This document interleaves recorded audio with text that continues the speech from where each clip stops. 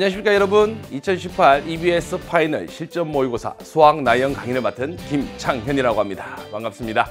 자, 선생님이 여러분과 함께 실전 모의고사라는 강의를 맡게 되었습니다. 수학 나형이고요. 네.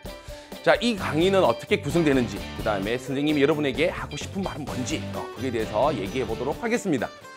자, 강의는 아시겠죠? 실전 모의고사니까 당연히 여러분들이 실전처럼 모의고사 문제를 푸는 거예요. 수능장이라 생각하고, 그죠?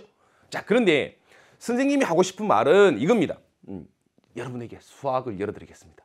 수학이 열리는 창이고요. 혹시나 여러분들 이제 검색할 때 이렇게 검색을 하시면 되겠죠. 여기에 선생님이 하고 싶은 말이 다 녹아져 있습니다. 수능 실전 연습이고요. 그 다음에 이건 파이널이고요. 100분이라는 거죠. 수학 시험 시간이 100분. 그 다음에 선생님이 수학을 열어드린다는 거죠. 자, 그러면 이 100분이라는 시간을 여러분이 얼마나 잘 활용하느냐가 중요해요. 그죠? 그러면 우리가 공부를 할 때는 어떻게 해야 될까? 100분? 그래, 딱 맞춰서 해야지. 절대 안 됩니다. 수능 시험장에 가면 여러분들이 알게 모르게 긴장을 많이 하거든요. 왜? 이 문제를 내가 뭘 적느냐에 따라서 점수가 왔다 갔다 할 거고. 그죠? 그러다 보면 여러분들이 원하는 대학을 진학하기 위해서는 그 점수 하나, 한 문제 때문에 왔다 갔다 하니까 항상 공부할 때는 뭐라고요? 이겁니다. 자, 100분, 그 다음에 우리는 어떻게? 90분으로 공부를 해야 된다는 거죠.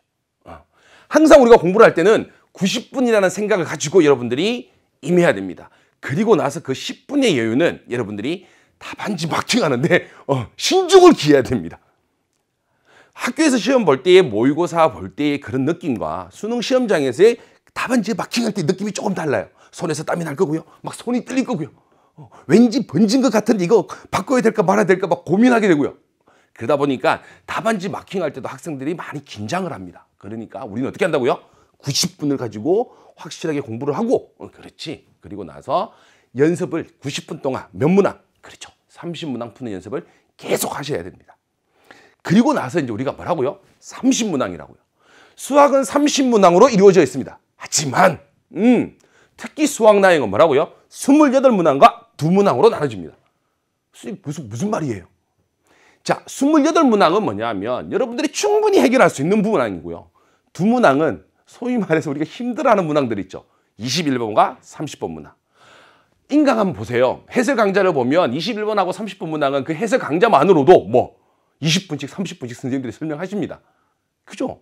그러니까 여러분들이 그 시간 내에 이 문항을 2문항을 풀어야지만 우리가 만점에 다가가는 거잖아요. 이 2문항을 풀기 위해서는 뭐라고요? 나머지 28문항, 28문항을 완벽하게 푸셔야 된다는 거죠. 몇 분 동안? 50분 동안. 몇 번? 2번을 푸셔야 된다는 겁니다. 그래야지만 여러분들이 1등급도 받을 수 있고요. 사실 이 2문항 딱 틀리고 얘 다 맞추면 1등급이에요. 냉정하게 말해서. 그죠? 선생님 갑자기 또 흥분하기 시작했어. 냉정하게 말해서 28문항만 확실하게 맞추면은 우리는 뭐라고요? 1등급을 받을 수 있다고, 일단은. 그러면서 우리는 만점을 노려야 되는 거잖아요. 여러분들 수시가 약 70%가 넘으니까 일반적인 학생들에서 최저가 걸리는 학생들이 많을 겁니다. 그죠? 근데 우리가 인문사회과정 학생들, 수학 나형을 보는 학생들 입장에서는 수학만큼 최저 맞추기 쉬운 과목이 없어요. 그죠? 영어는 절대평가고. 국어는 어찌될지 모르잖아요. 첫 시험이다 보니까 첫 시간에 학생들 되게 긴장을 많이 하거든요. 이게 우리가 수학에서 그만큼 만회를 해야 된다는 거죠. 그러려면 선생님이 고3 담임을 오래 하면서 학생들하고 같이 얘기를 많이 하다 보니까 항상 1등급으로 갈 때 가장 큰 그 걸림돌이 뭐냐면 알고 있는 문항을 틀리는 겁니다. 알고 있는 문항을 틀려서는 절대 안 됩니다. 그래서 이 28문항은 여러분들이 충분히 해결할 수 있는 문항이에요. 이 문항을 완벽하게 여러분들이 2번은 푸셔야 돼요. 시험 시간 보는데 그 100분 중에서 몇 분 동안? 최소한 50분 동안 2번을 푸시고 나머지 50분을 가지고 이 2문항에 투자를 하셔야 됩니다. 그래야지 우리가 몇 등급이 된다고요? 1등급이 되는 겁니다. 더 높게는 만점에 다가갈 수 있는 거죠.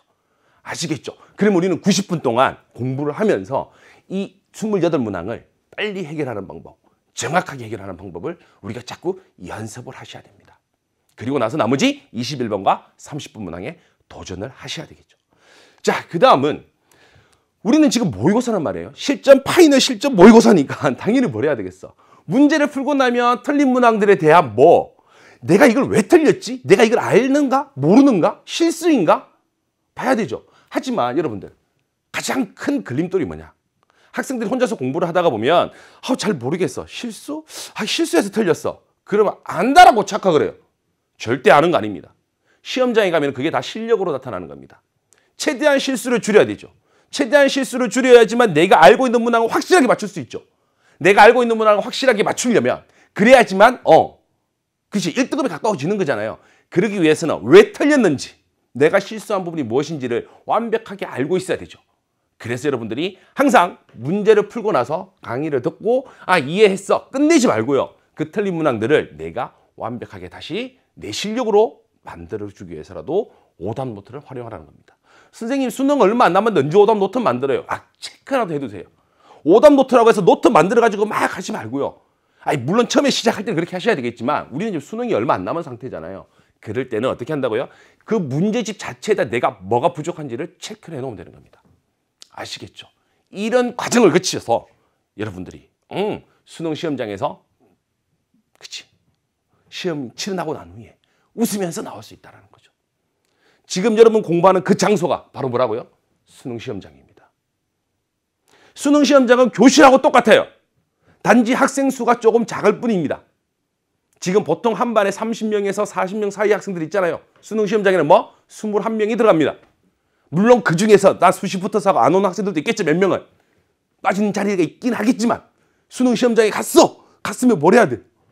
최선을 다해야 되죠. 그러면 그게 어느 순간에 가서 수능 시험장이야 이건 아니잖아요. 교실하고 똑같은 분위기라고요. 그러니까 어떻게 해야 된다고?